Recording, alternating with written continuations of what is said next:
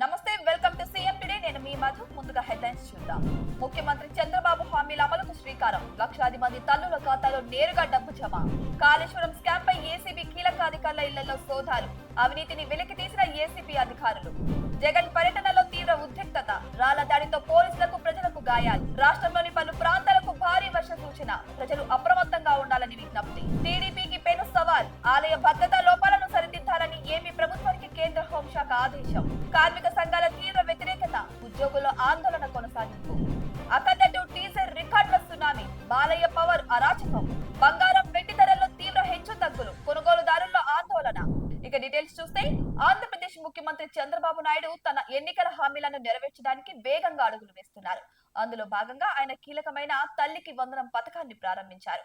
ఈ పథకం కింద రాష్ట్రంలోని దాదాపు 67 లక్షల మందికి పైగా విద్యార్థుల తల్లుల బ్యాంకుల ఖాతాల్లో నేరుగా డబ్బు జమ కానుంది. ప్రతి తల్లికి 15,000 రూపాయల చొప్పున మొత్తం 8,745 కోట్ల రూపాయలు ప్రభుత్వం అందించనుంది. పిల్లల చదువుకు అండగా నిలవడానికి, తల్లుల ఆర్థిక భారాన్ని తగ్గించడానికి ఈ పథకం ఉద్దేశించబడింది.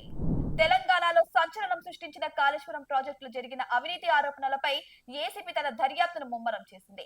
ప్రాజెక్టు నిర్మాణంలో అవకతవకలు జరిగాయని ఆరోపణలు రావడంతో గురువారం ఏసీబీ అధికారులు కీలకమైన ప్రాజెక్టు అధికారుల ఇళ్లపై, కార్యాలయాలపై దాడులు నిర్వహించారు. ఈ సోదాల్లో అవినీతికి సంబంధించిన అనేక ముఖ్యమైన పత్రాలు, ఆధారాలు లభించినట్టు సమాచారం. అవినీతిని బయట పెట్టడానికి ఏసీబీ రంగంలోకి దిగిందని ఈ దాడులు స్పష్టం చేస్తున్నాయి. ఆంధ్రప్రదేశ్ లోని ప్రకాశం జిల్లా పొదిలిలో మాజీ ముఖ్యమంత్రి వైఎస్ జగన్మోహన్ రెడ్డి పర్యటన సందర్భంగా తీవ్ర ఉద్రిక్తత పరిస్థితులు నెలకొన్నాయి. అధికార టీడీపీ, ప్రతిపక్ష వైసీపీ కార్యకర్తల మధ్య ఘర్షణలు చెలరేగాయి. ఈ ఘర్షణల్లో ఇరు వర్గాలు రాళ్లు రువ్వుకున్నాయి. ఈ రాళ్ల దాడిలో పోలీసులతో సహా పలువురు ప్రజలు గాయపడ్డారు. ఇది రాష్ట్రంలో రాజకీయ వాతావరణం ఎంత వేడిగా ఉందో తెలియజేస్తోంది. తెలుగు రాష్ట్రాల్లోని పలు ప్రాంతాలకు భారీ వర్షాలు కురిసే అవకాశం ఉందని వాతావరణ శాఖ హెచ్చరించింది. అల్పపీడన ప్రభావంతో కొన్ని జిల్లాలలో మోస్తారు నుంచి భారీ వర్షాలు పడవచ్చు. దీనివల్ల లోతట్టు ప్రాంతాలు జలమయమయ్యే అవకాశం ఉంది.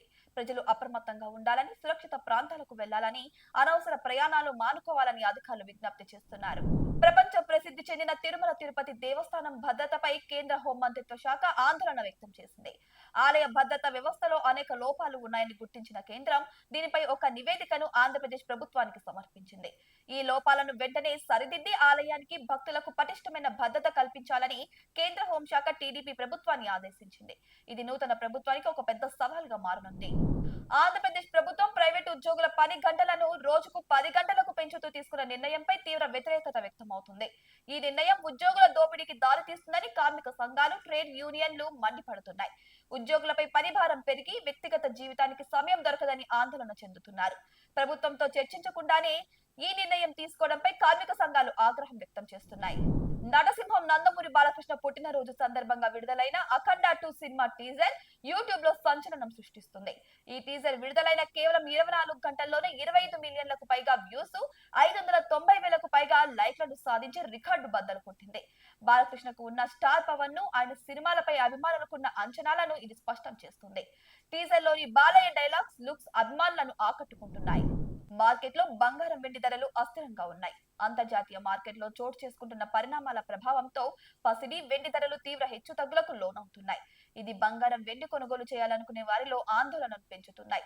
ధరలు ఎప్పుడు పెరుగుతాయో, తగ్గుతాయో తెలియక కొనుగోలుదారులు అయోమయంలో ఉన్నారు. చూశారు కదా, ఇవి ఇవాల్టి బులెటిన్ అప్డేట్స్. మరిన్ని అప్డేట్స్ కోసం మా ఛానల్ ని సబ్స్క్రైబ్ చేసుకోండి.